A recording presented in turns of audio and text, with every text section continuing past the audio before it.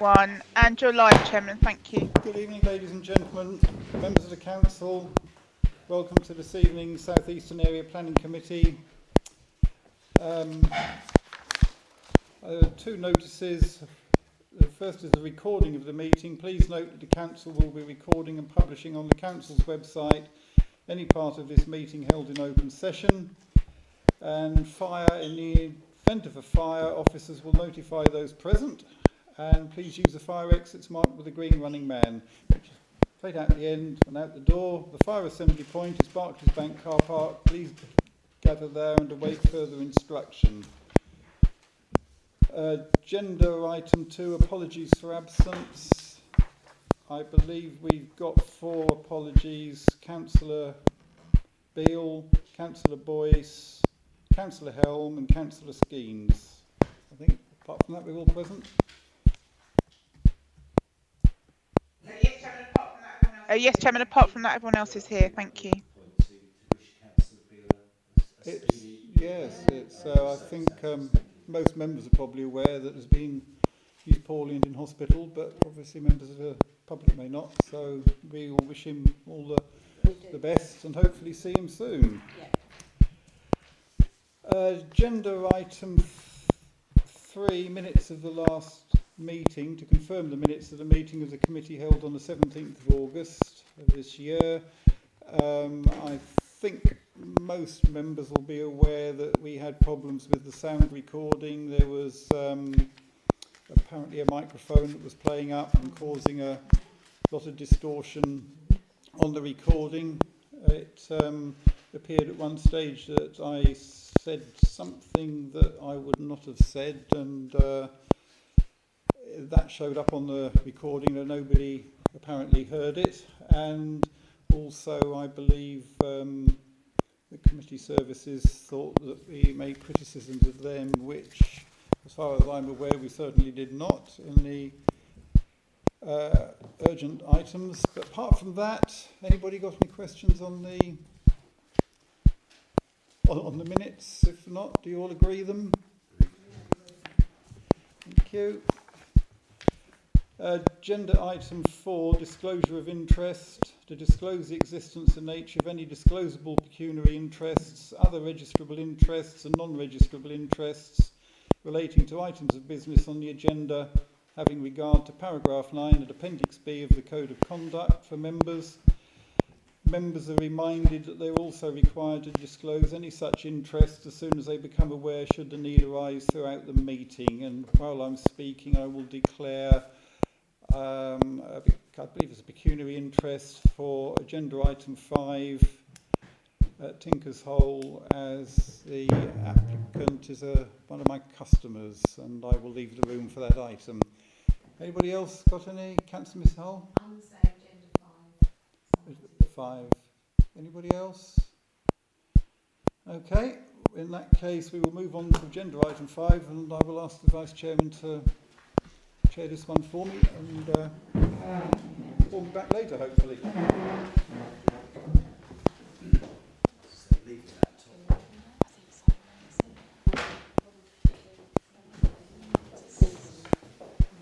So we've got one speaker.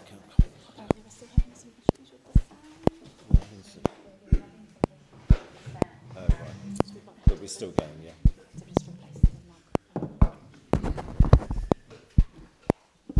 Right. Good evening, everybody. For the benefit of the tape and for those listening at home, my name is Councillor Adrian Fluker, and I'm the ward member for Southminster and the Vice Chairman of this committee.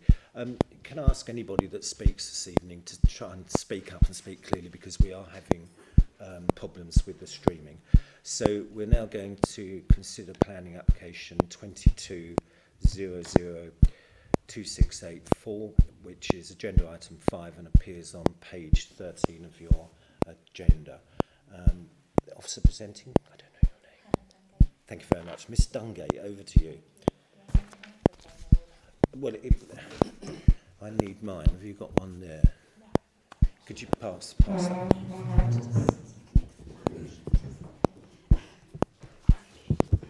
That might be the problem. Why?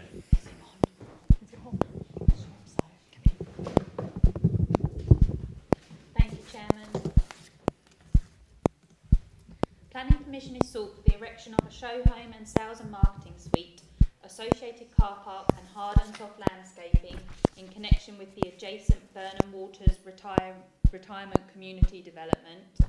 The temporary permission sought is for 1 year only, and at the end of the 12-month period or further to the completion of the original sales and marketing suite on the main development site, whichever is sooner, the change of use will cease and the land will be returned back to its earlier condition. As per the members' update sent around, 3 new ecology conditions have been added to the recommendation, and by way of a verbal update to members, it has come to the attention of officers that some planning history at the site has not been included within the committee report.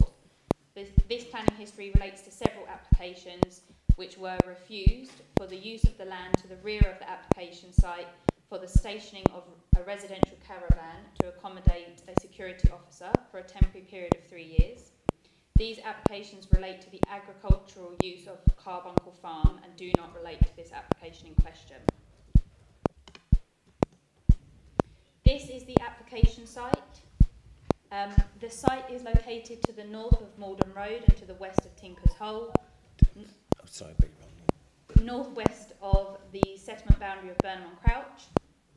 The site forms part of Carbuncle Farm and is formed of rough made ground and a trackway. The site has been approved as the temporary construction compound for the adjacent development known as Burnham Waters, and this was approved under a discharge of conditions application in 2021. This is the block plan showing the setback location of the show home and marketing suite, as well as the formation of the car park to the front of the building, as well as other landscaping and hard standing. This is not the updated presentation, but it doesn't matter. These are the proposed elevations and floor plan. This is the proposed street scene. And these are photographs showing the site taken from Tinker's Hole. This is the existing site office on the construction compound, which will be converted into the show home and sales suite. Temporary planning permission is sought for the erection of the show home, owing to a delay in the signing of the Section 278 agreement relating to Phase 1 of the adjacent retirement community, and Clause 3.1 of the Section 106 agreement associated with the scheme. The delay in the signing of the agreement has delayed construction and has prevented the construction of the show home on the original site. The applicant therefore intends to erect the temporary show home to facilitate the early sales of the market units and permit occupation as soon as possible after the release of the affordable units. The prompt occupation of the units will assist in addressing market and affordable housing supply issues in the district. Owing to the public benefits that will arise as a result of the development and the fact that the permission sought is temporary and the land will be restored to its original use and state at the end of the period, any potential temporary harm is considered to be overcome and mitigated. The proposal already has been approved as a temporary site compound for the development, and with regard to design, neighbour amenity and ecology, the development is considered to be acceptable. The proposal is therefore recommended for approval subject to the conditions included in the report. Thank you, Chairman. Okay, thank you very much, Ms Dungate. I understand that there's an objector, Joe Coombs, who wishes to speak on this one. Oh, right, okay, well, if you'd like to come forward, if you'd like to sit where that microphone is, and once you're comfortable, you've got a total of 2 minutes to speak, and if you can start speaking when the clock's up. We're just waiting for the clock. Okay. Thank you. Okay, thank you. I want to ask the Town Council to refuse this planning application, which I think contradicts both the word and the principles of the local neighbourhood development plan. I think there are lots of policy reasons to refuse it, which I'm sure you're all aware of, and you would have read those. So I just want to make a couple of points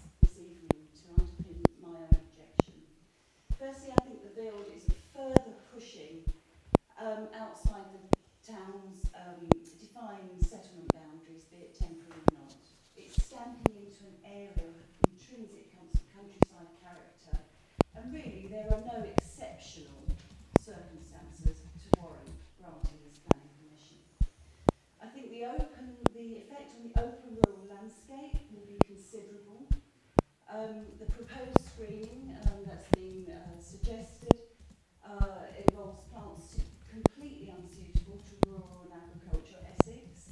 Anyway, the screening that they have proposed will have little time to grow and present a real screen to the visual harm, a few months.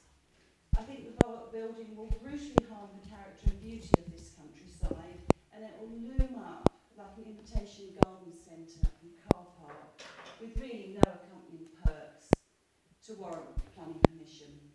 I also think this application will set a precedent for the land north to the site to be developed.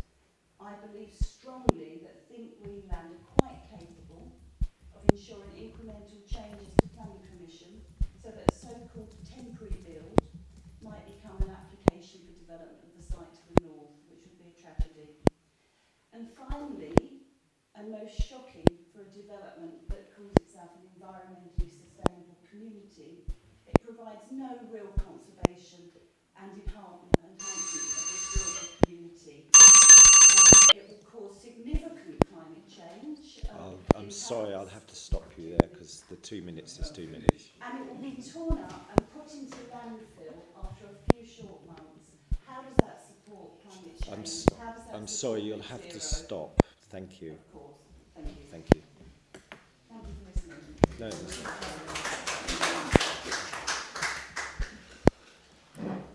I'm sorry, it sounds quite brutal, but the rules apply to everybody, and if somebody from Think Green Land had been here this evening, the same would have applied. Okay. So, members, this was called into committee by Councillor Boyce, who is not here this evening. It was called in under policy H1, which is to do with affordable housing, but that's actually addressed in the body of the report. The recommendation by officers is to approve this application. So, is that recommendation seconded by anybody? Okay, members, I'll hand it over to you then. Thank you. Chairman, are you going to be very strict? Because I've got some questions, but will you allow me to come back later, or do I have to get it all out in one go? I think, you know, for the ease of business, you can stop when you get after between questions, as long as they're short questions, and that applies equally to Ms. Dungate as well to answer. Thank you. I just want to know when you said about the affordable units, aren't they? They get built after the market value ones? So it says that it's going to be after a year, but depending on how quick they build out, Chairman, that could be. It's a question: is it going to be longer than a year? Also, my next question is: I thought this was an agricultural setting. Why are we actually putting a modern construction in an agricultural setting? I thought there was rules about that. It seems to me as though we're actually relaxing our rules for a developer who's got enough land on the other side of Tinker's Hole to build a house, a temporary house.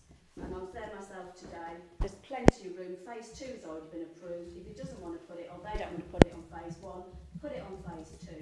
What they're actually trying to do, in my opinion, and it is my opinion, they're trying to do the sprawl. We've already gone outside our development boundary to accommodate this mass carbuncle or retirement village. So what they're actually trying to do is now set a precedent that if you've got a dwelling, and they'll say that most probably, and if Mr. Lee was here, he'd say, Councillor Stamp, you can only talk about what's in front of you, but you can guarantee they will come back and say it's proved that it's actually built in the countryside, there's no main issue about it, it's not doing any harm, So I think there's a few questions there. Thank you, So, Ms. Dungate, there's a couple of 3 questions there for you. Yeah, thank you, Chairman. It is my understanding that, and as per the committee report at paragraph, let me just get it up, 3.1.11, that no more than 55% of the open market dwellings may be occupied before all of the affordable housing units have been constructed. I was not the case officer for the original application, so I'm not sure if the market housing or... What does that mean, Chairman? What's 55? How long is that going to take to build 55%? Well, Chairman, I mean, listen, if the Prime Minister doesn't understand the economy, I'm sure I don't. But Ms Dungate, do you just want to... Yeah. Or Mr Johnson, maybe? Yeah, I'm not quite sure the reason for the question. It's very obvious, really. wanted to know the timescale. Can we? No, the application in front of us is for a temporary Yeah, building yeah, for 12 months yeah. or sooner, depending on the building of the permanent showroom on the development site. That's what's in front of us. It's not tied into the delivery of affordable housing or anything of that nature. It is simply an application for a temporary showroom to bring forward the sort of advertisement for the sales of what will eventually be on the development site. It is not tied into the development. This is not related to matters within the Section 106. So, with all due respect, Councillor, in my view, that question is not relevant to our consideration of this application. Fine, well, thank you for the Thank answer. you, Chairman. Yeah, through you, Chairman, in relation to the question about the agricultural setting of the site, Yeah, as stated within the presentation, the site has actually been approved as the construction compound for phase 1, yeah. and this was initially due to the fact that if it was located within phase 1, it would have to be relocated. If it was located within phase 2, it would have to be relocated for the build of the home. So it was approved on this site as it was separate to the development site, and given that it's temporary in nature, it can easily be mitigated and removed from the site. In terms of the building itself, so I think there was a second part of the question, but I can't remember what it was, sorry. Well, it doesn't fit in, the modern building doesn't fit in with the agricultural, does it? That's the point I was making. Fine. Mr Johnson, I think, wants to come back on that. Yeah. Thank you, Chair. As Miss Dungate points out, maybe it might be useful if you just bring up that photograph which shows the area which has been identified for the construction compound. Mm-hmm. That site has been approved under a discharge of condition for basically where the works to facilitate the development will take place. Yeah. So there will be construction related activity on that site for the duration of the development. Mm-hmm. This proposal will sit within that site. So the material facts in front of us is that that area already has, for the duration of the development, been granted approval for its use as a construction-related site. Mm-hmm. So that's the context in which this building sits. It's not in the, while the wider site in general is within the open countryside, for the duration of this development, that site has approval for a construction-related site under the reference which has already been related. There will be vehicles coming and going, there will be materials stored. The building that you can see on site in that photograph is actually one of the site offices. There will be other site-related buildings and structure within the confines of that development. So this temporary showroom, this is not, I mean, it's laid out as a house. It will show the layout. It will show potentially this is what would be one of the units. This is not a dwelling for further occupation. It will not be, its extent will not be any greater than what you can see on that plan there. It's not for living in. It will have operatives of the development who will be showing people around. Yeah, there will only be 2 persons at a time. So basically, Sorry, I'm sorry, you can't join the conversation, but I think that if you read the report, you'll probably find the answer to your question in there, which will probably satisfy you. Sorry. yeah. So that's the context within which we see this development. To say it's within the open countryside and its impact. If this were not a construction site, I could appreciate those arguments, and then we can consider its merits. But this is a case in which it's within a defined context of a site which has been approved for construction-related activity. Thank you, Chair. So did you want to come back? I do, please, if you don't mind. I don't believe it is a construction site. You've allowed a building to go on there, which is what this authority allowed them to do. Where is this construction site office going to go when you now convert it into a show home? Because is the need gone? And before, because if you don't mind, because otherwise the chairman's going to stop me, because I know if I go too far. But every other development that I can speak of in Burnham, and I'm sure other officers and other members can say the same, the one opposite me on the Malden Road, They built a temporary office on their site. Everything was on their site. They didn't go anywhere else, and it was then moved.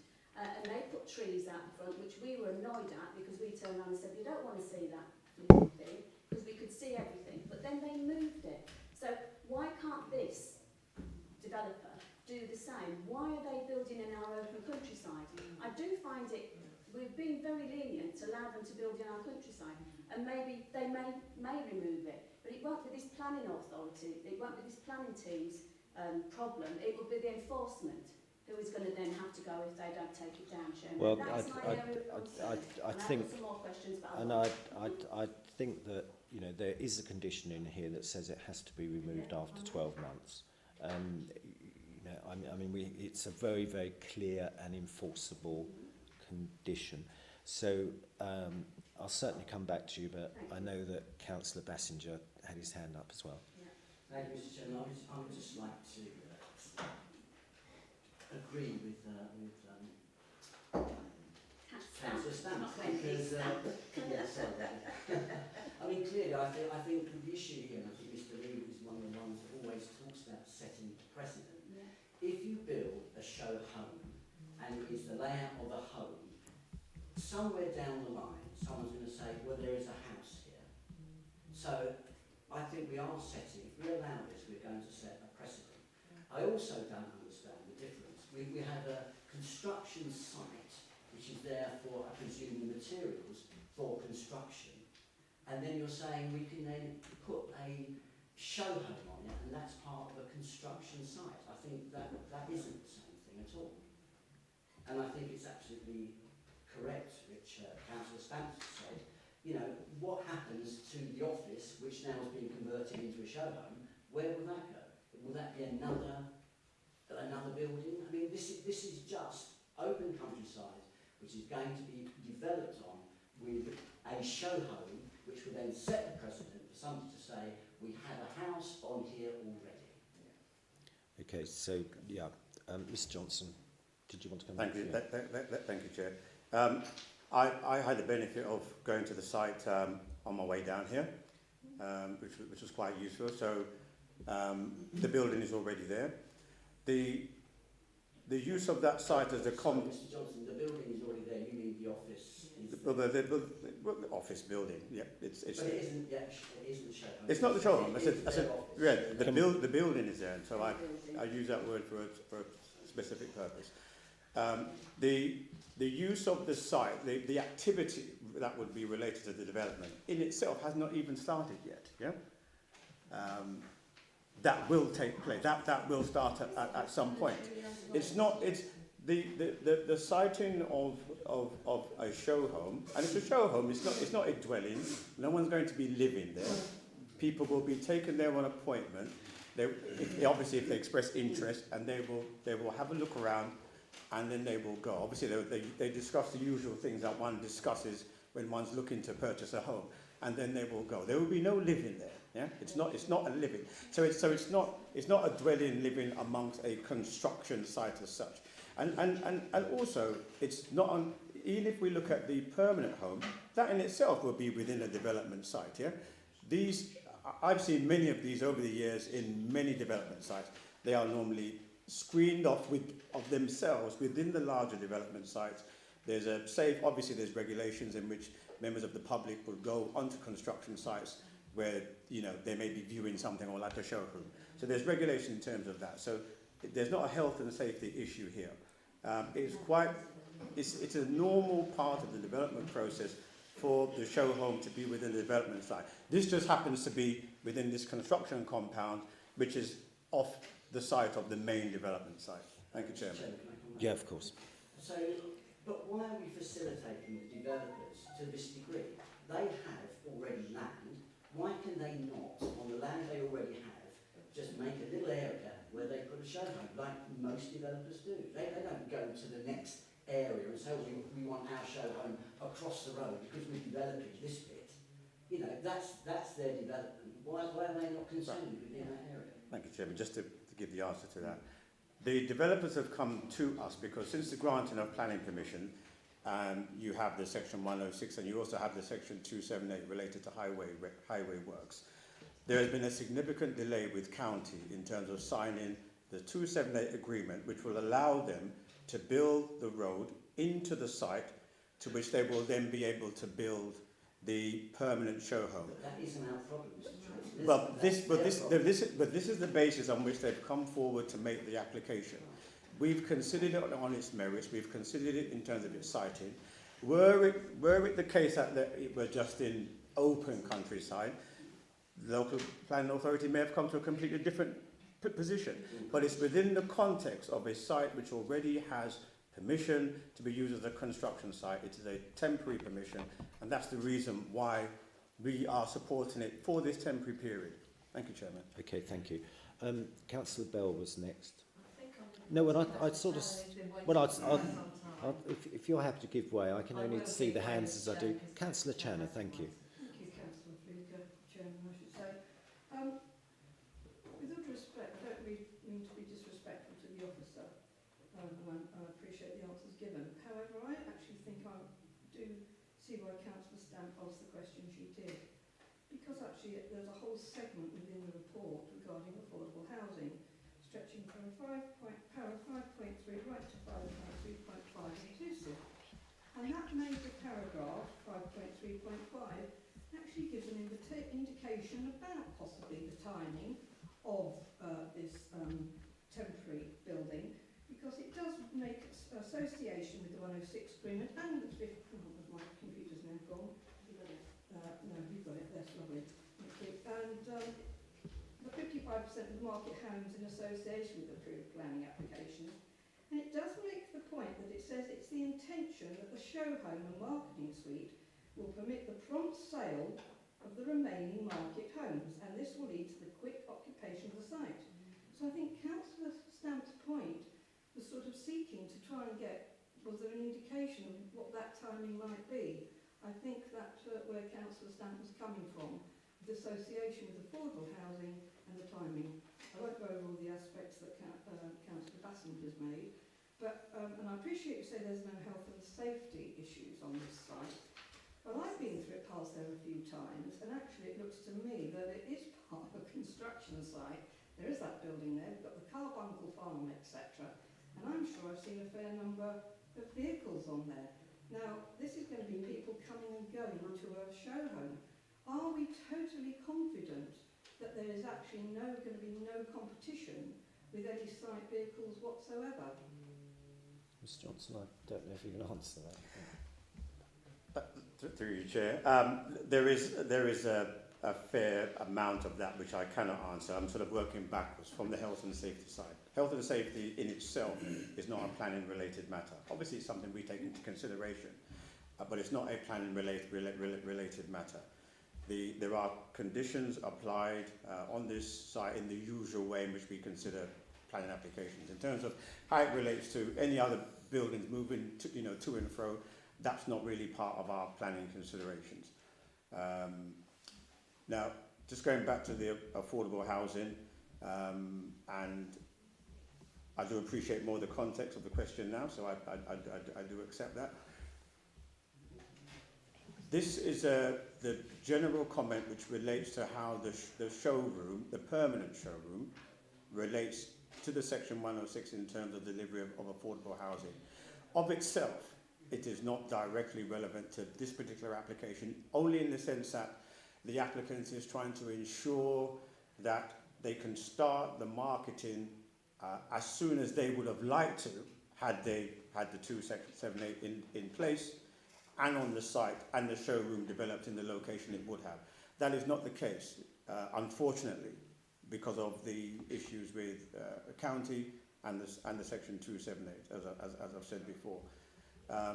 That really is the context within which we just have to see this affordable housing. Affordable housing in this aspect is not something which, if members felt that way, other than just elucidation, related to the consideration of this development in front of us. Thank you, Chairman. Thank you. Chairman, I didn't understand what you just said, what the officer just said. I'm sorry, can I go back to Councillor Channer, because Councillor Channer... Explanation. Excellent. Now, I use the word elucidation, but, but that's what it means. Thank you very much, Chair. The reason I mentioned health and safety was actually because, with respect to the officer, he said that's why my mind was thinking Okay. about that. I just wanted to see that there was no conflict regarding any site traffic or indeed any people that might be coming to view the show home should the application be approved. I think what I'm hearing I'm very concerned about, and I think we ought to take this up with the County Council, is it appears to be that some issues are surrounding the County Council and the 278 agreement I think you referred to. So I find that quite concerning, but I'm sure that's a matter we could continue outside of this meeting, Chairman. Thank you. Okay, thank you. Councillor Bell. Thank you, Mr Chairman. I mean, I also am concerned, and I appreciate it's not a planning issue, but I'm very concerned about people coming to look at a showroom and great big lorries coming backwards and forwards. And add that into the mix, the fact that Tinker's Hole is a rat run. I know, I use it. Yeah. You get stuck behind a lorry when you're coming around the Burnham bend, so you hang a right and you tear down there straight into Mr and Mrs Bloggs who are coming to look at the show home. But I appreciate that highways are set on an issue. So, but I'm still not fully understanding why this whole show home can't be built, if not on phase 1, on phase 2 site, which has already been agreed for development. So there's already this vacant piece of land that has already been earmarked. Why can't it go there? Why does it have to go here? Which just does seem like a bonkers, pardon my expression, place to put it. Well, thank you know, Chairman. right, okay. Did you want to come back on any of those points? I don't think we can really understand the mind of the applicant, and you know, it's worth noting that there's nobody here tonight representing the applicants. So perhaps they may well have developed that. Ms Dungate, did you want to say anything? Yeah, if I can. Yeah, of course. I Yeah. was just going to say through you, Chair. There is obviously 2 conditions within the recommendation to state that it shall be removed by the 12-month end date and shall be used as a show home only. You could suggest a condition or amend that condition to say once the actual show home within the site is built, this show home shall be removed, the temporary show home. But that's the developers have confirmed that they would remove this show home once the actual show home is built, whichever is sooner. Is that? Well, I'm sorry, hang on a moment, Ms Dungate, because I thought you said that this So- building had to be removed after 12 months, Yes. and now you're saying it's when the show home's delivered, but we know that Essex Highways haven't signed off the entrance to the site, which I guess is what the problem, which has caused all this. So could you just clarify that? Today it was confirmed that the Section 278 agreement has been signed, and the agent stated we could say that to alleviate any of your concerns. So that should bring forward the development of the show home within the site.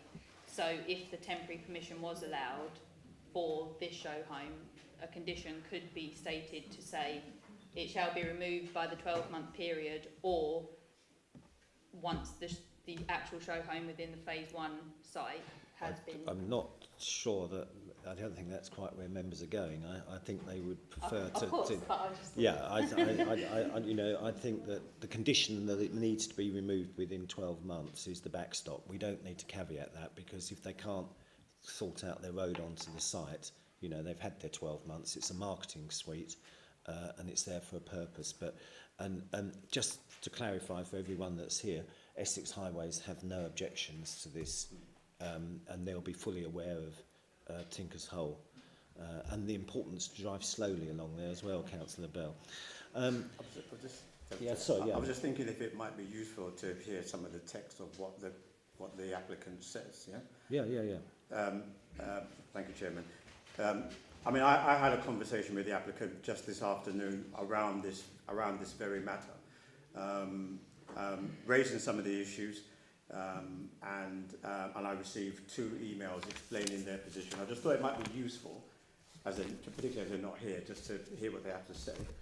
Chairman, they often come themselves, so I'm surprised they're not here. They're normally very vociferous and speak. Yeah. Sorry. Can we just hear what But Mr. Johnson this is said? just sort of tied into what we're saying here, right? So it's as Hannah just said, the 278 agreement has now just been signed, yeah, and space has been booked for the formation of the site entrance in November 2022. The permanent show home is in the first tranche of bungalows and will be commenced as soon as a highway entrance is open, probably in late December, I would say early January. This may provide hopefully some comfort to members that the developer is progressing the permanent show home with all speed, yeah? And clearly, for them, it's in their interest to have the show home on the development site itself rather than off-site. Because I do appreciate it. I went there myself. I know exactly what that road's like. It's not ideally the best place. You'd actually want to take people to view what's going to be your, premium development, but it's just as it is. So that is the case. So, in my view, the show home will be developed within the 12 months. They have to. Either way, the temporary showroom will have to go. So, for us, that's additional comfort. Although, as far as we're concerned, in terms of the permission that the recommendation we put to members, there is enough safeguards in that development will be removed by 12 months, if not before. Thank you, Chairman.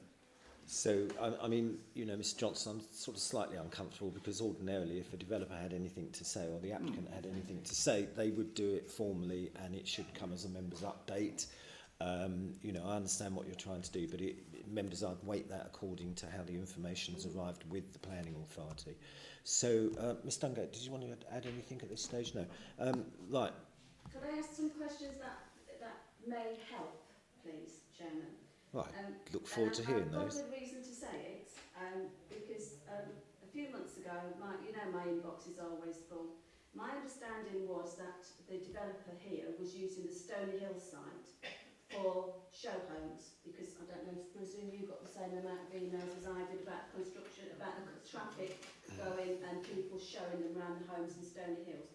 I know you're going to say it's not relevant, but to me, the next point is, it's my understanding of how many homes have they sold off plan already, because I think it all comes into the picture. Because I'm a negative ninny. I don't believe what people tell me without facts and evidence.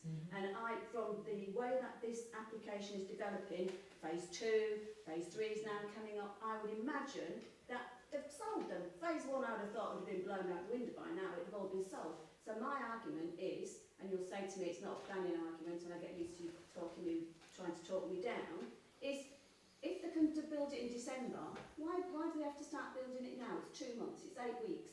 Why take the risk of having a development in our local countryside, in an agricultural area, where I know those farm things and great big spray things going in and out there, because I followed him the other day. So it's a health and safety. I know, Chairman, and I will stop, but I feel very passionate about this. If we start building outside another development boundary, we are opening ourselves up. Okay, so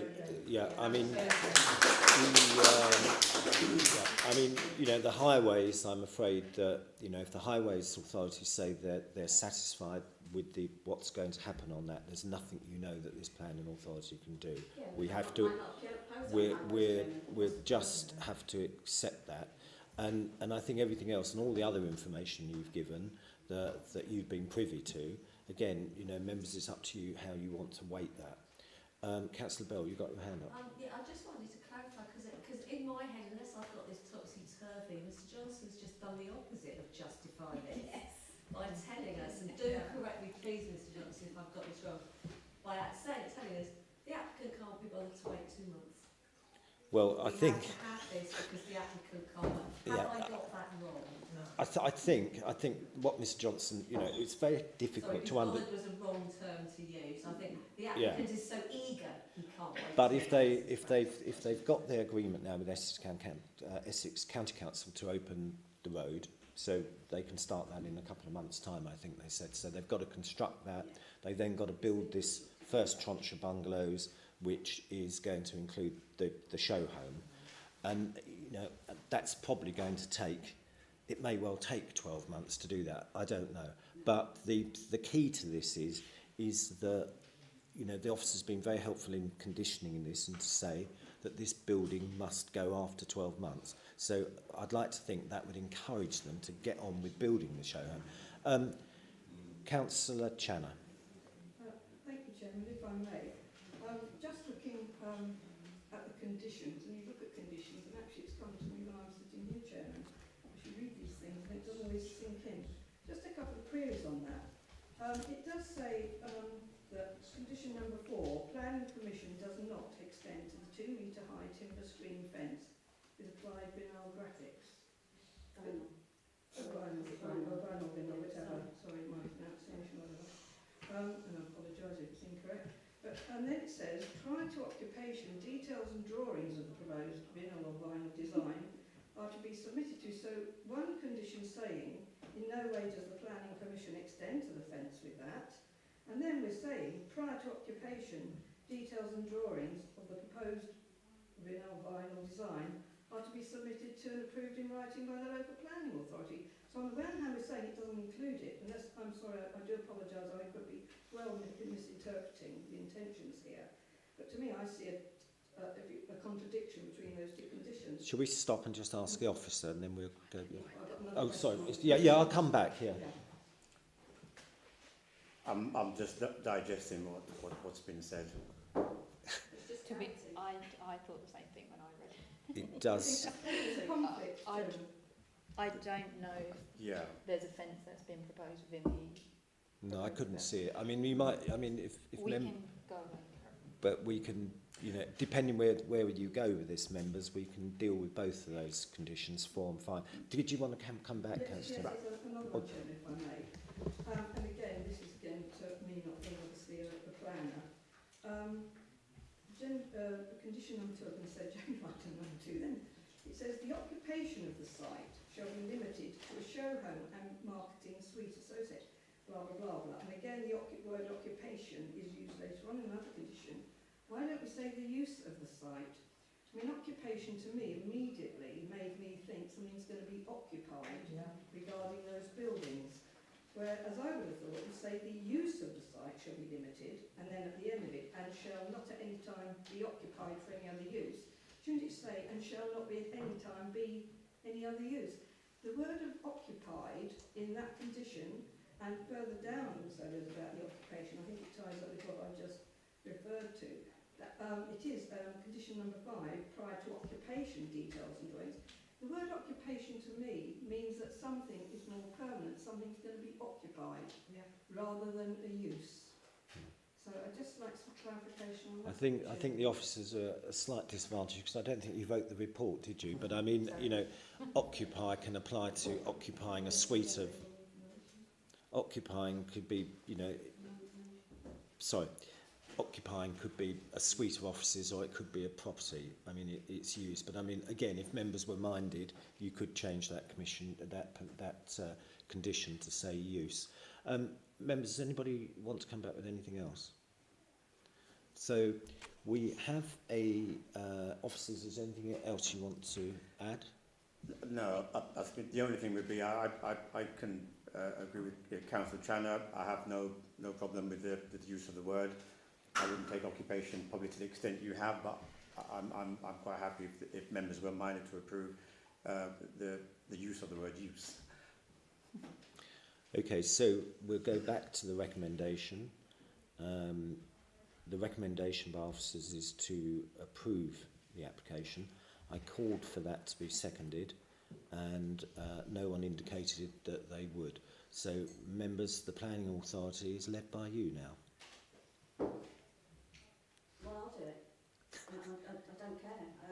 I propose that we do refuse the officer against the officer's recommendation, and I'm sure you could give me the policy numbers. If I just tell you what it is, you can tell me which policy it's a breach of, which I've been told I can do. Yes, I don't have a problem with that, but can you tell the officers on what grounds you wish to refuse it? Thank you. Well, it's outside development boundary, settled boundary. It's intrusive into the countryside.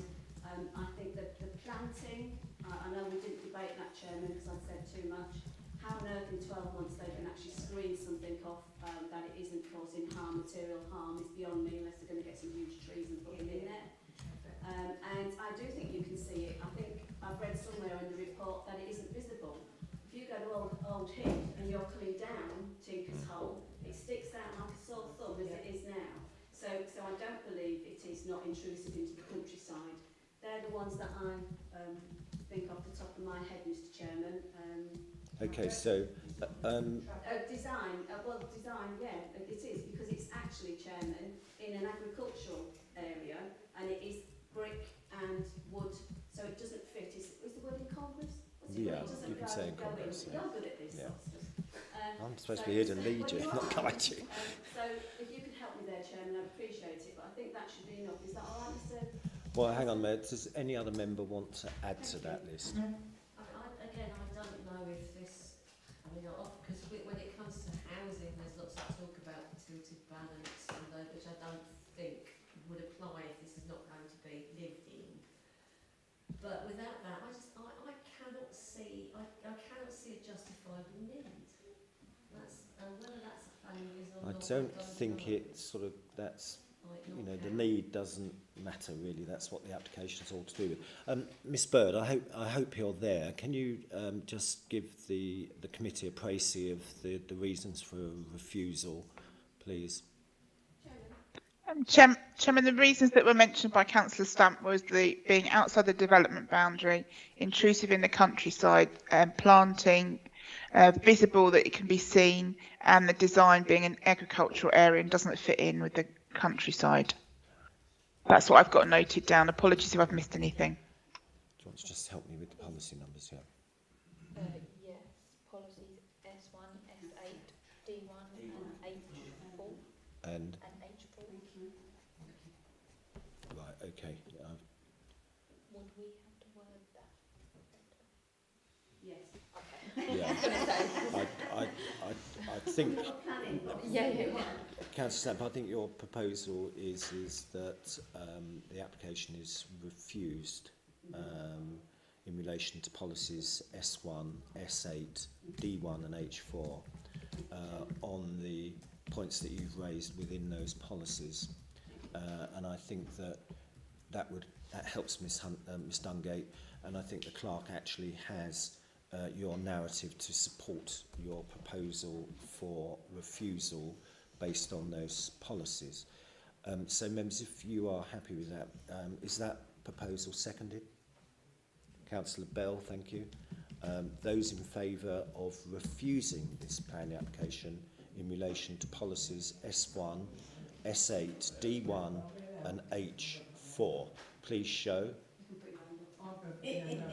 The application is refused. Thank you.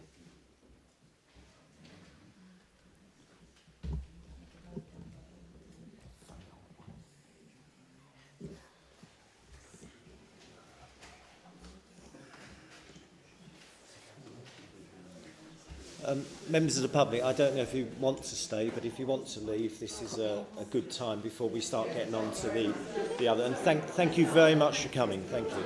The door's been closed. That's why. Sorry, Hannah, that was... No, sorry, I haven't written a report, so it's very hard for me. I know, but that's why I said you're a disadvantage. Yeah. I mean, that's... I mean, bearing in mind that site's got development.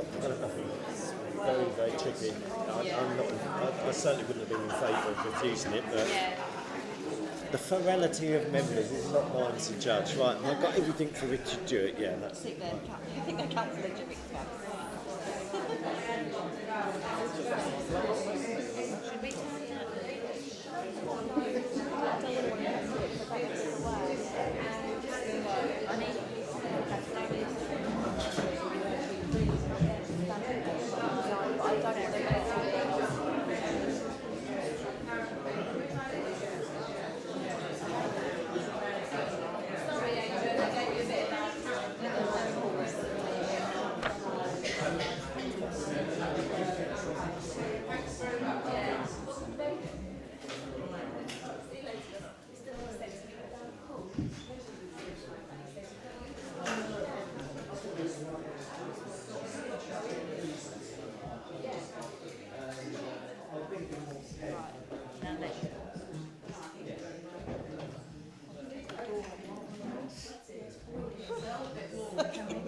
You all ready?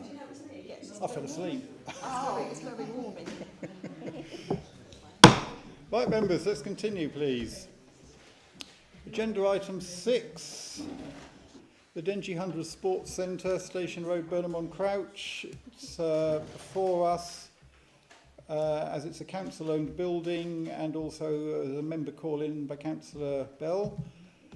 And there is a recommendation to refuse. Thank you, Chairman. Planning permission is sought for the construction of a single-storey extension to the existing clubhouse at the Sports Centre. The application follows a previously refused application for a similar development under the terms of 21/00911/FUL.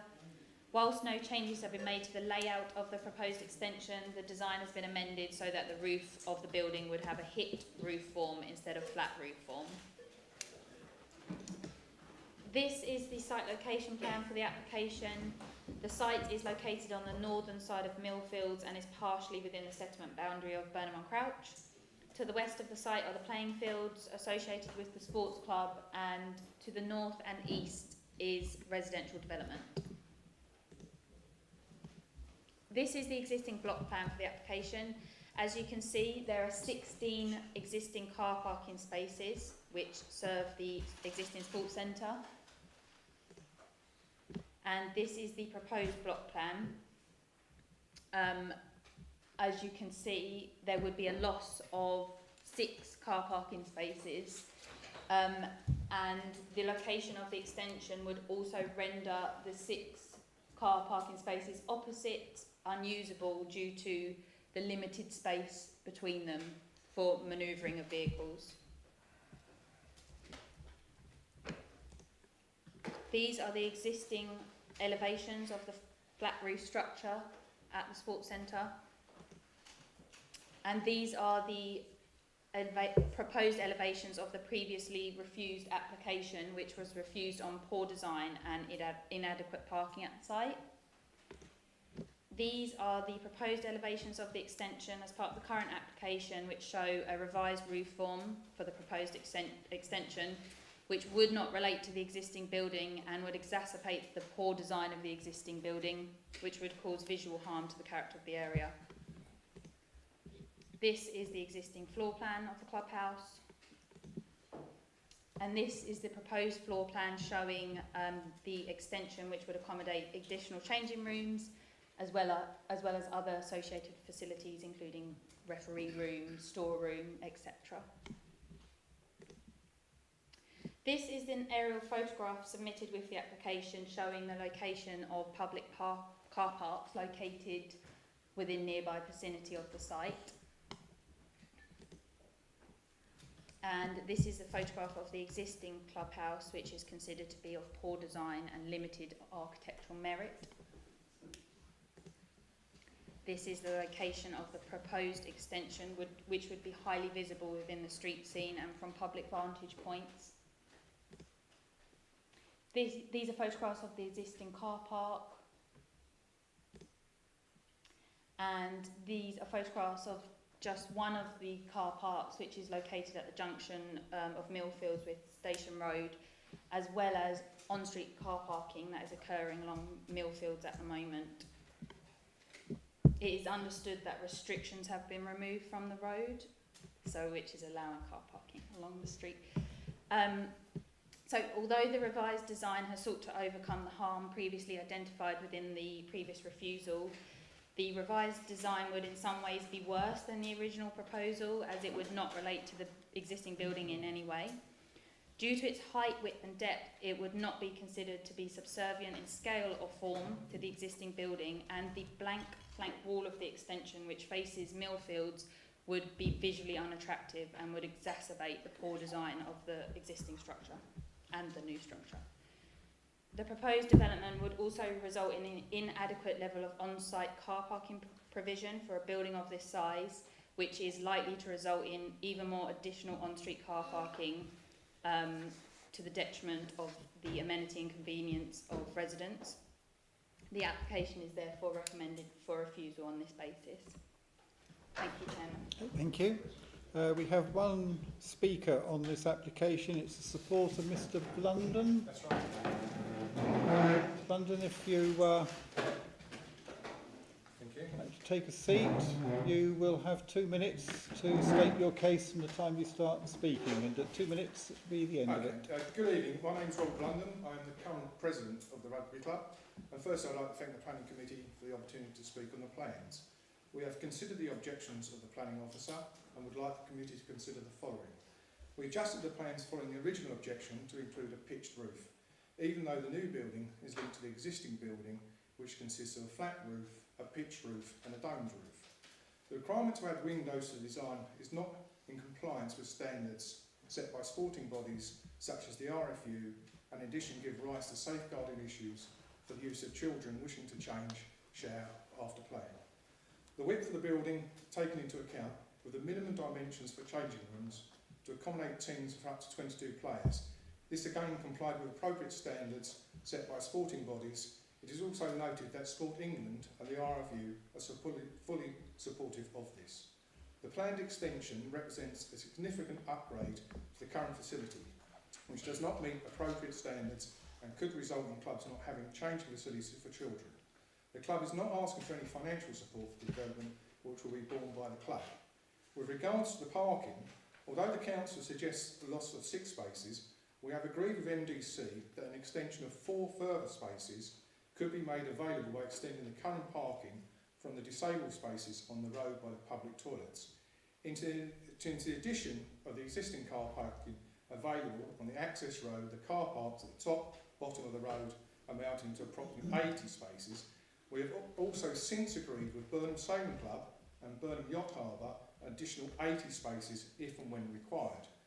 We do not anticipate an increase in traffic from what we're currently seeing on the 2 to 3 days the club runs activities. Finally, with regards to the proposed development, this is being established for the use of cricket croquet clubs, and we're looking to see how this could be extended for more community access, especially local schools, clubs such as Burnham Park. 2 minutes is up. Thank you very much. Thank you. That's the bell. I find myself unexpectedly with a non-pecuniary interest that I encountered. I'm a member of the croquet club, so I don't know whether that means... I didn't mention it. With your...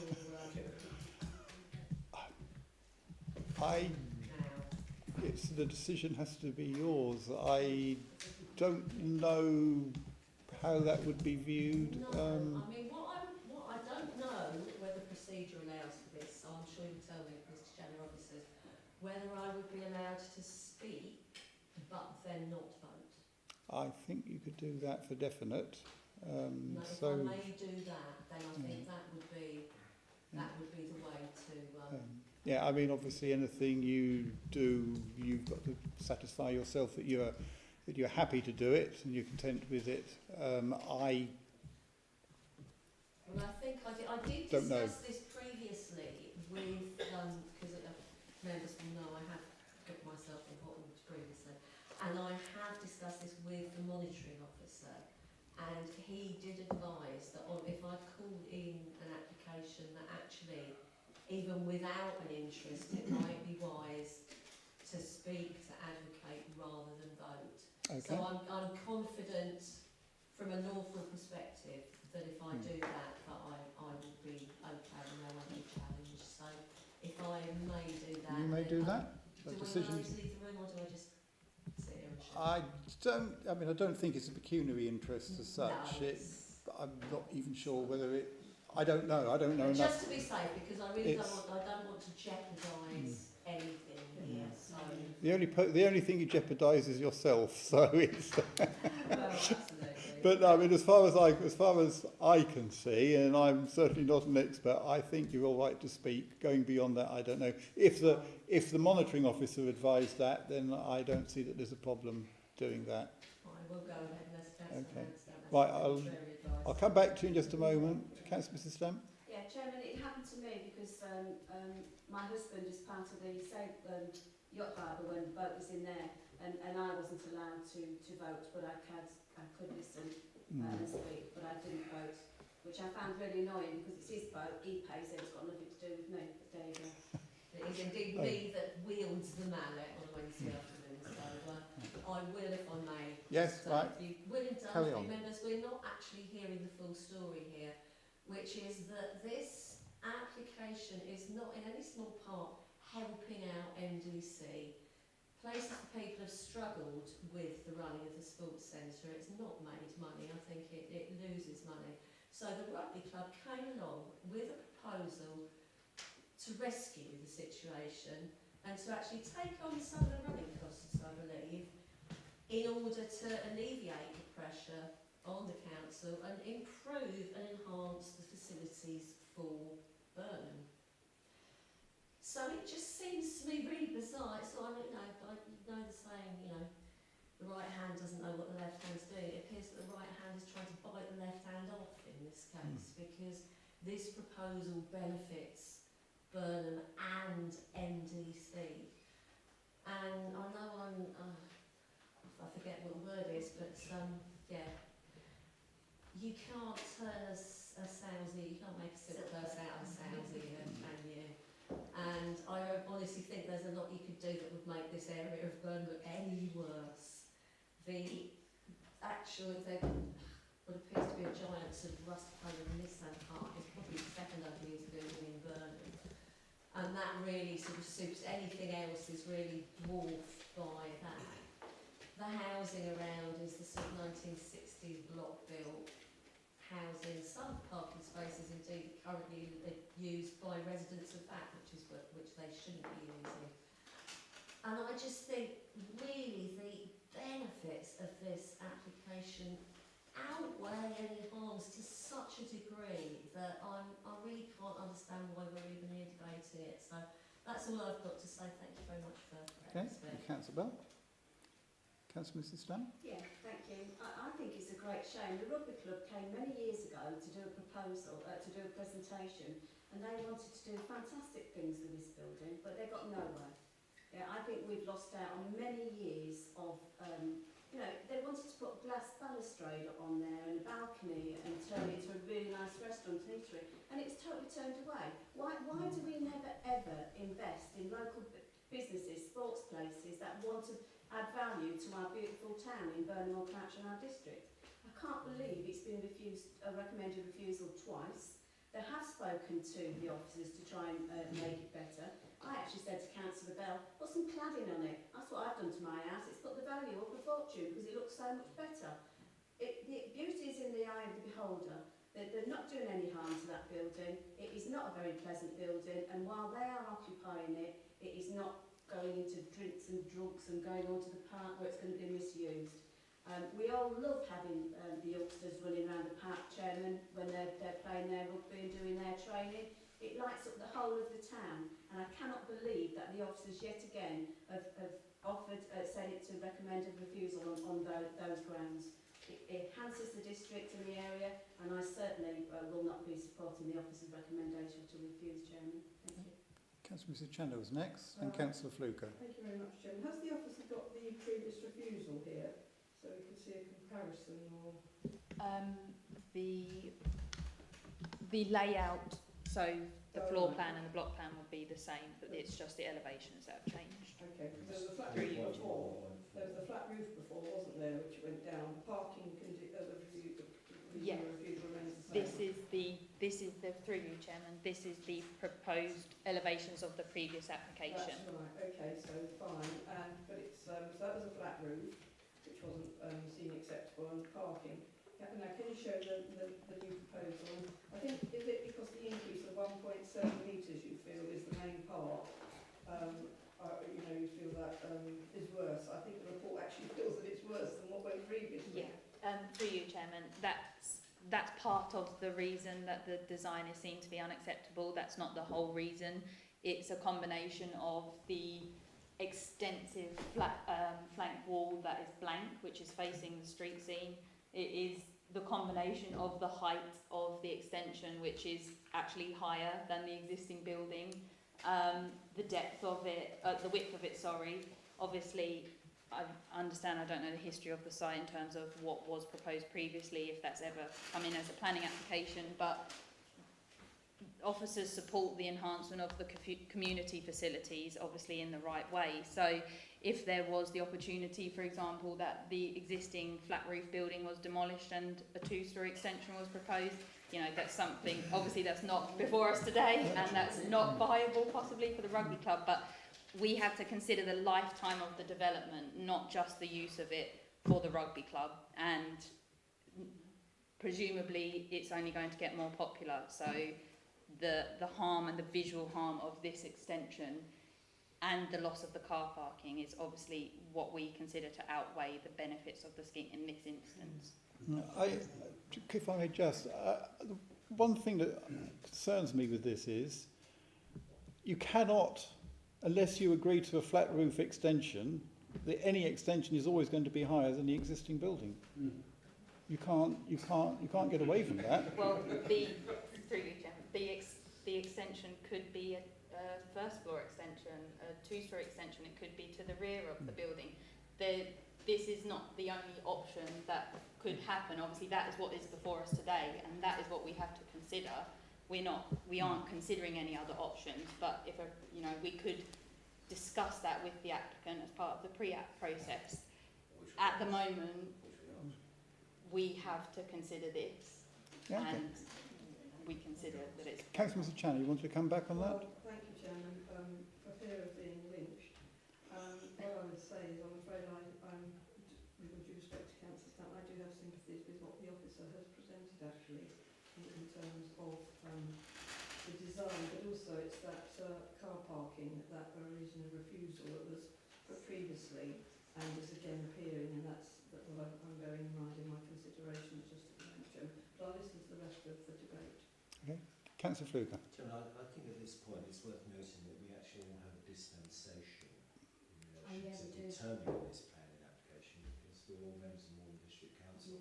I mean, I appreciate that the planning department may not engage with other departments in the council, but I believe from a commercial point of view there has been several conversations with Burnham Rugby Football Club how to address this problem that they have, and that's actually include looking at all of the options that you've mentioned. And I think we're in a very much of a chicken and egg situation here. I mean, commercially, I know it's not a planning reason, but I will just say that I do know that the service delivery side of the council are very keen to see this succeed, because it helps them enormously in their commercial activities with dealing with places, and I think it's fair to say that probably everybody in the council wants to see the rugby club succeed. Now, there are just a couple of points, Chairman, which I think is worth speaking to, and one is the council's adopted vehicle parking standards, the VPS document. It is guidelines and it is guidance, although it is annexed to the local development plan. I accept that, but when it speaks to sports and recreational uses, it mentions the one parking space for 22 metres.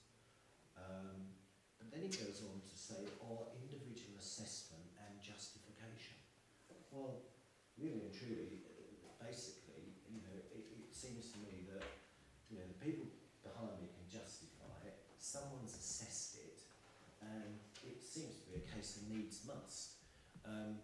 There is a lot of parking nearby. I know that the parking that's been mentioned by the applicants is off-site, so we can't really consider it, but in our minds we know it's there and it can be used. There is an argument about whether or not you can access those few car parking spaces, but then again, there's a huge amount of car parking spaces taken up by the recycling bins and all the detritus that's around them. If the council did clear that away, they'd certainly release another 4 or 5 car parking spaces. So I think that the VPS is flexible enough to allow for this. So that then takes me on to design. Now, with the greatest respect to a previous South East Area Planning Committee, the Dengie 100 Sports Centre is never going to get an architectural award, is it? It's got to be one of those. We were all talking about car bundles before, but it is pretty ghastly. And one thinks that, in my mind, I think if we've got a ghastly building and the planning officers are saying I use in different expressions, this looks ghastly.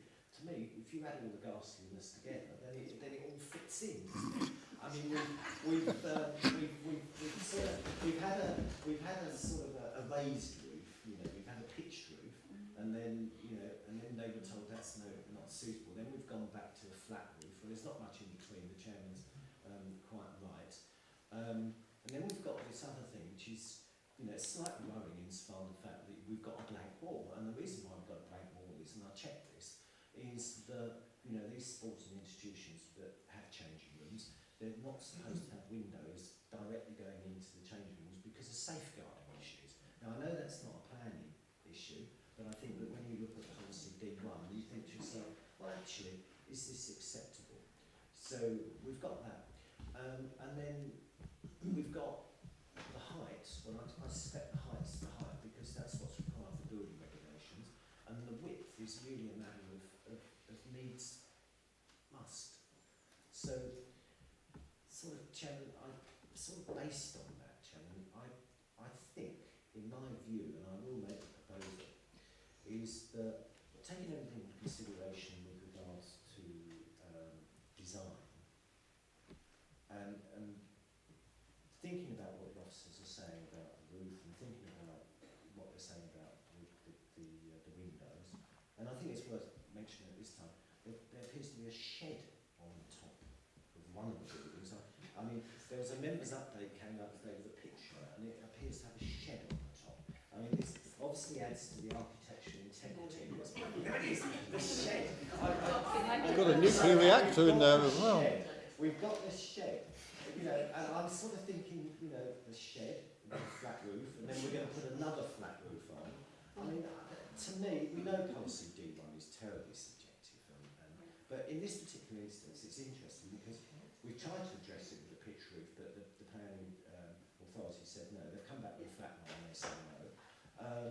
I believe that there's sufficient leeway within the vehicle parking standards document, and that this should be treated separately. We know that there's alternative parking there, but really and truly, shouldn't we build all over the car parking spaces, or turn them into a rugby pitch and make everybody walk? Because this is what this place, we do in this place, we walk in places, these traffic places. Now look, I know that's not to accept, but I think based on that, Chairman, I would say that it is exceptional in that way, and because of that, we can apply those two words from the vehicle standards document, and I think that the design does fit in with the location. So for those reasons, Chairman, I propose that we agree this. That's seconded. Seconded. I was going to come back on I'm the looking two forward to points it. raised. Is it okay?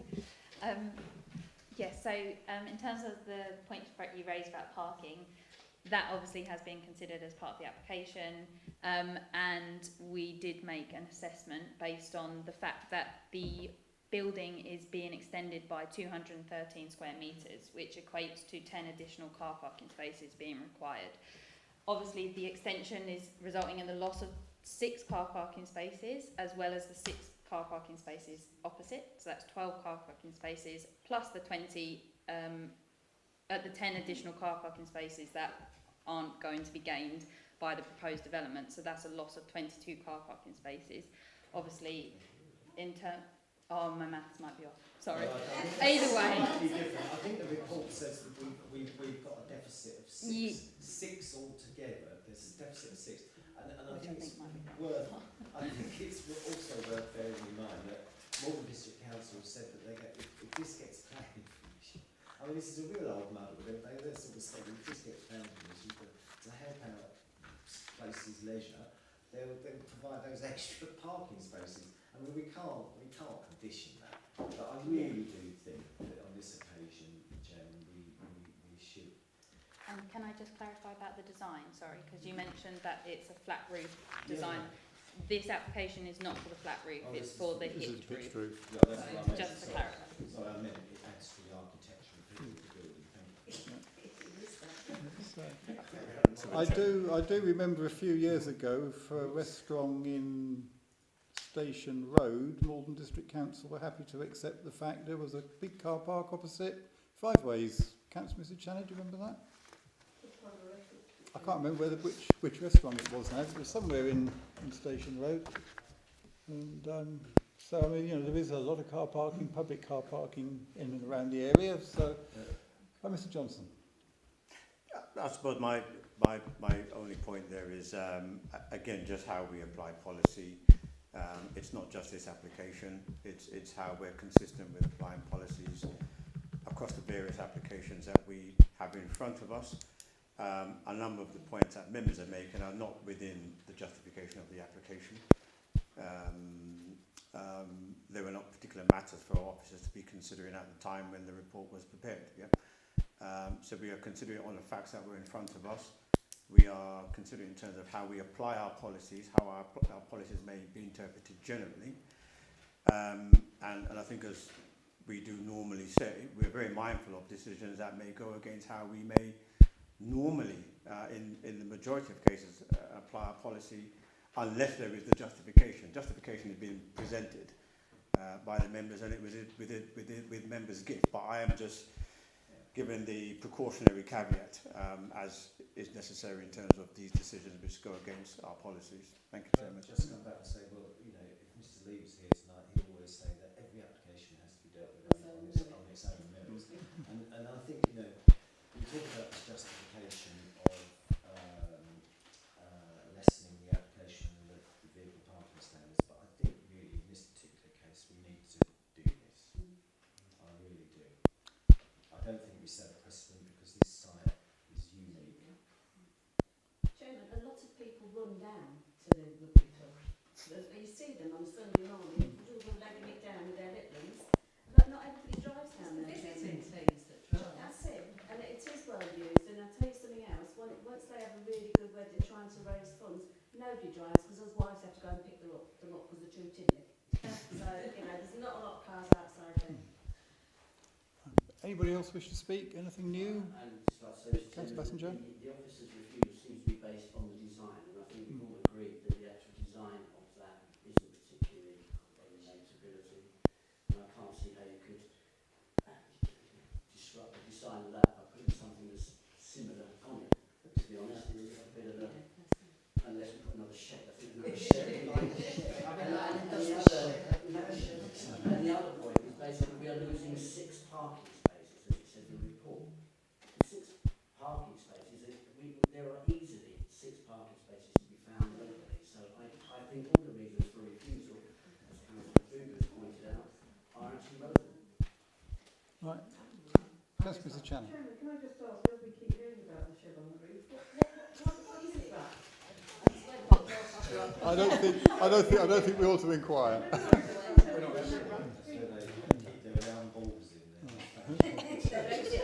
Right, members, unless anybody else has got anything new to add, there's a proposal in the name of Councillor Fluker, seconded by Councillor Mrs. Stamp, I was just saying that. to It's where she keeps the buildings, isn't it, Councillor? there's a proposal to approve the application contrary to officer recommendation. Those in favour of that, please show. 1, 2, 3, 4. Those against, 1. In that case, it is approved. Well, I think, Chairman, the reason the principle I think you came out with I think the... I pretty much covered that we don't think it's contrary to D1 and H4, and having considered the parking, we say in this particular instance it's acceptable. And I know how much work the planning department's done on this, and I'm grateful. And conditions, I think leave the standard conditions. Yeah, I think standard leave conditions up to the officers. In consultation with the chairman, of course. Yeah. Okay? Everybody happy with that? Move on, agenda item 7.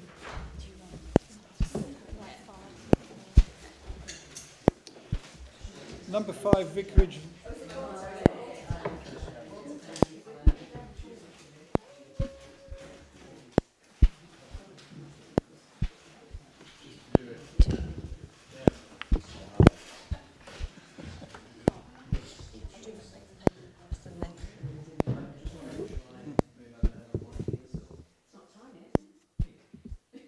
Guess why not? Come and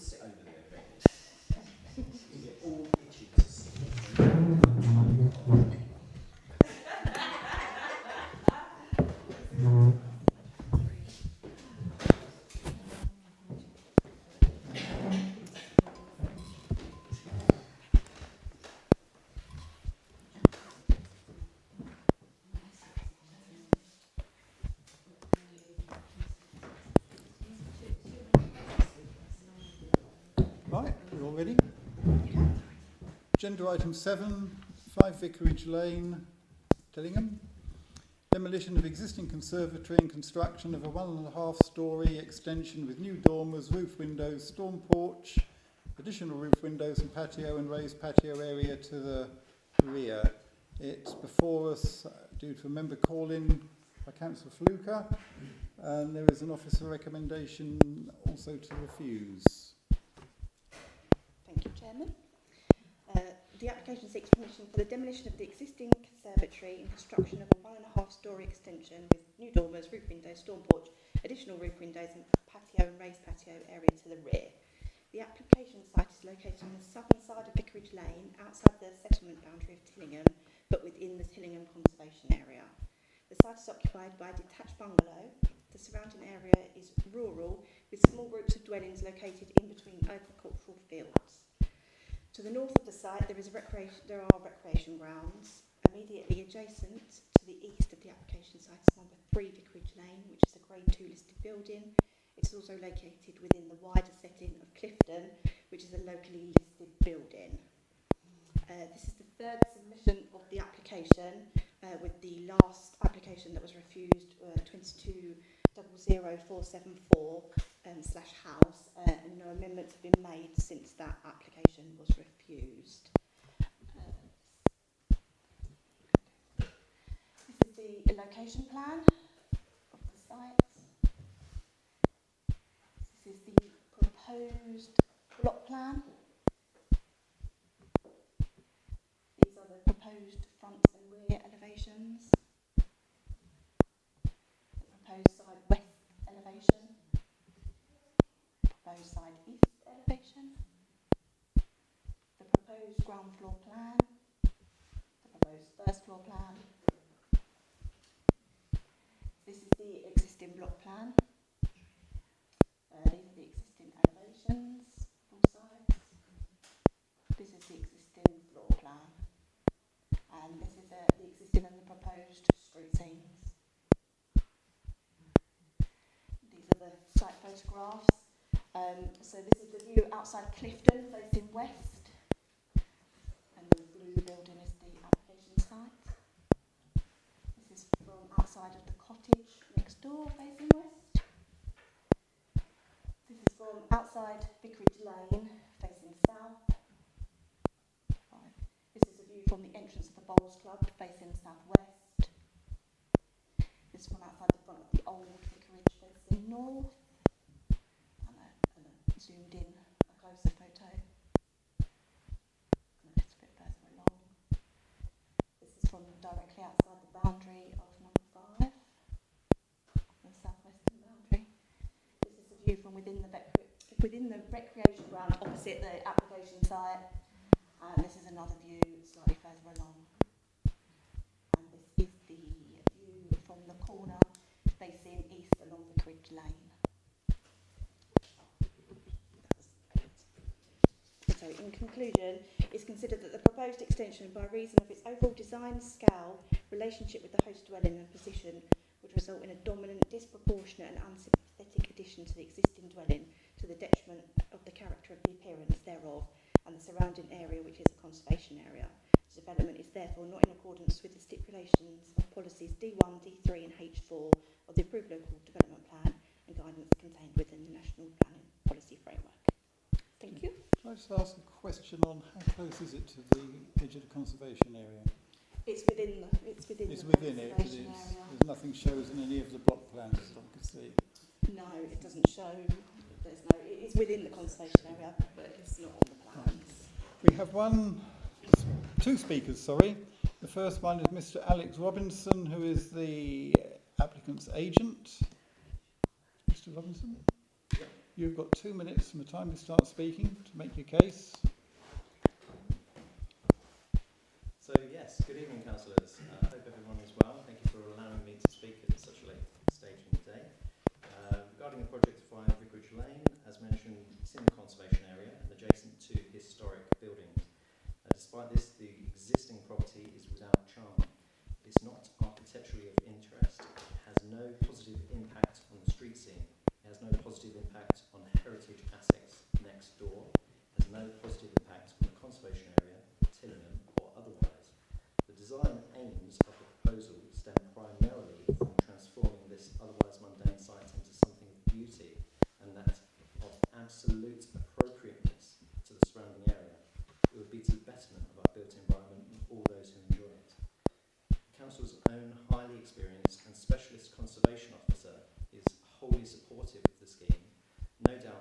understands the significant benefit and undoubtable improvement it brings.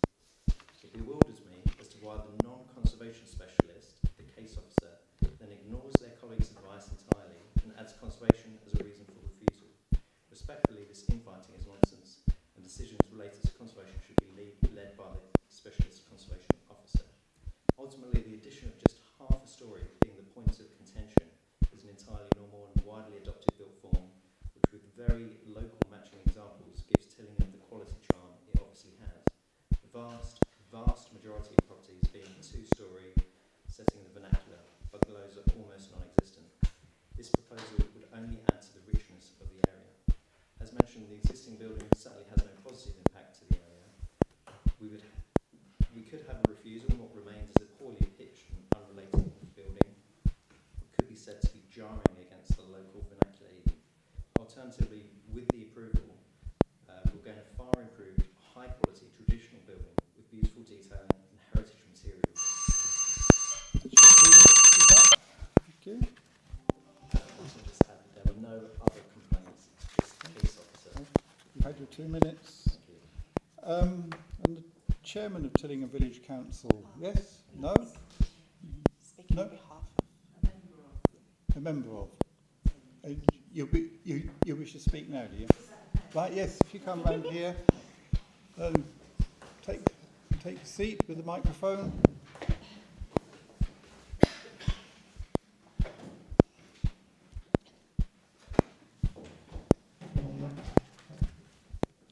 Right, as before, you have 2 minutes from the time you start speaking, when you're ready. I'm sure I won't take the full 2 minutes. This is very much a last-minute addition to what's been said today. I am Pam Grimes, and I'm one of the councillors in Tillingham. We have discussed this within the Tillingham Council, and it was a unanimous decision that we backed this proposal. Everybody that obviously is in the council knows the area and sees how actually at the moment this property doesn't fit in to the situation that it's in through no fault of the current owner, and she's very much prepared to bring this within line of the rest of the village. I know for fact, because I spoke to them today, the neighbours to the side that is the grade 2 listed building have no complaints about the proposals, and as already been said, it's been absolutely identified by the Tim Harrison, Specialist of Conservation and Heritage, that he says, I advise the proposal will cause no harm to the significance of the heritage assets. And really, I just struggle to understand why this is being turned down. One of the other things that I just didn't quite understand is that I understand in the planning officer's statement, it was talked about it being on a junction. It's not a junction, there's a bend there. There is a small pathway that goes into the bowls club, but that is only used so irregularly, 3-4 cars at a time. So it just felt that perhaps the area wasn't quite understood. Thank you. Okay, thank you very much. Councillor Fluker. Thank you, Jim. Yeah, call this into committee. Jim, I think can I say thank you to the village council. I know it's not the parish council. I'm really the village council coming this evening because my understanding is they did respond, but it wasn't included in the report. So I'm grateful that it came tonight. Yeah, I mean, look, I refused. I referred to the Dengie Sports Centre as ghastly, but now I've got a new expression for ghastly: without charm. This. I know this property very well. I knew the previous owners who sold it 7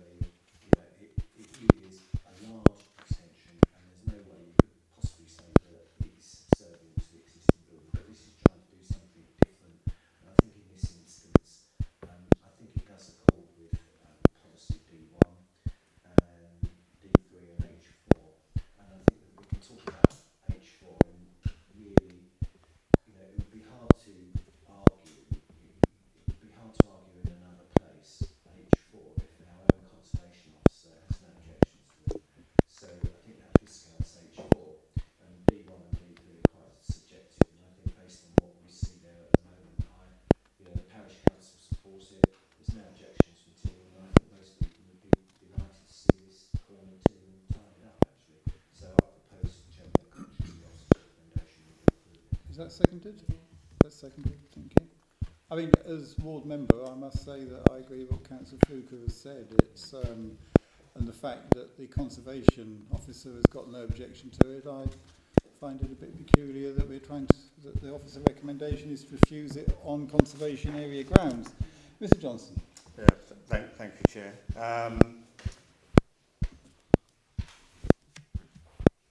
Just a couple of things, and firstly, I just want to say it's not just an officer going completely against the conservation area officer's comments. I mean, their comments are far more extensive than what's just represented in the officer's report. And there's a whole number of factors when we consider a development. The conservation and listed building officers is very much based around that remit. The design issues does fall very much with planning officers as well. So just need to make that distinction as to why there may be some shock and horror if we go against what the conservation area officer says. Yeah. In terms of the existing building, if we look at 5.2.6, it talks about the building that exists. It talks about it being read as part of a small cluster of dwellings, including a Grade 2 listed building, etc. All three cottages, although of varying scales and appearance, considered as having value as a group, and they are all of a relatively small scale. So when we're considering the conservation areas, it's not just the individual look of the building, whether it looks old, whether it looks of a particular design. Part of the conservation area and how we would define an area as a conservation area is also very much based on its group value. And the group value in these three buildings is based on how they are. So that is a consideration of officers in terms of preserving a conservation area. That was one of the original principles in terms of defining the various elements of the conservation area. That is very much a valid reason in terms of us not supporting this application from a conservation area point of view. And you know, there are significant issues which are raised in the subsequent paragraphs, and I mean, Councillor Fluker does talk about there may be other instances and probably could understand, but make an exception. Again, that's within members' gift. But the reasons where officers are not supporting this application are very much valid, very much the reason within which any other scheme where there is an excessive domination of an extension over an existing building would not normally be supported. It would not normally accord, and it's actually contrary to the wording of the policy if we read it. So this is not just a willy-nilly view given by officers who it may be considered do not have remit within which to comment on design. This is very much the case, very much applying the policy, and this is very much consistent with the policy as said. The conservation area consideration and whether the conservation area supports it or not is one of the considerations within the gift of officers to consider. Thank you, Chairman. Thank you very much. Councillor Mr. Stamp first and Councillor Mr. Channer. It's a comment really, just to assure Mr. Johnson, we don't think officers say things willy-nilly. We actually do value your recommendations and the reports. We just sometimes have a different view. So please do not think we are willy-nilly in. I just need to come back on that. It wasn't particularly in terms of members, but in terms of the totality of the input into this meeting, it was not just members. Okay, thank you, Chairman. Councillor Mr. Channer. My computer's gone papers. I'll try and do it from memory. I'm just a little bit confused because early on in the report about 3.1 point something, it says no revisions have been made. I think that was the scheme. However, then later on, under a certain paragraph, it says about the detailed design, some amendments have been made. So can I just clear that up? Because one thing saying no revisions, and then further on in the later paragraph, it refers to some about the detailed design. It says some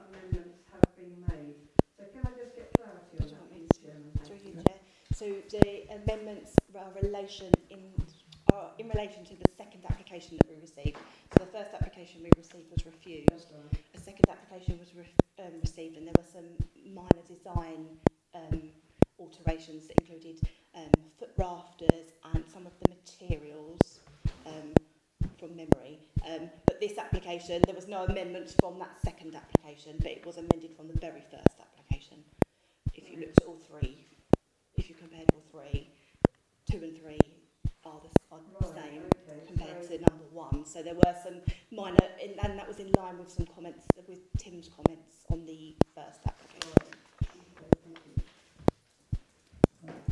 Councillor Fluker. Well, look, Chairman, Mr Johnson spoke passionately to 5.2.6, but really, and I agree with past that, because you've got 3 Vicarage Lane, which I know is grade 2 listed, with a thatch roof, and then you've got the property next door, and then you've got, at the moment, you've got a wooden shed with some windows in, and a conservatory at the back, which is the application site.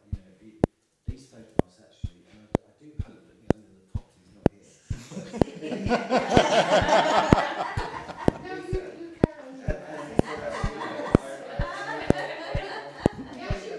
Without charm, I think you've got it. I think you know that. I think the property is without charm. What I actually think is pretty ghastly. But I think this is, I'm just, look, I feel that the officers, feel as though sometimes, we want to go against them, but, I think there's a good input of local knowledge here. I know the property very well, I know the area very well, and, I genuinely feel that even if you take paragraph 5.2.6, it will actually enhance the 2 other buildings, and I think that, I live in a listed building, and I know how important it is to maintain the settings and everything else, but, you've got the neighbours, none of the neighbours are against this, and the reason why they're not against it, because it's such a dreadful looking thing, which you can't really do much to improve it, and if you were to build anything subservient, I think it would, that wouldn't enhance the conservation area in any way whatsoever. It's quite a low-lying building.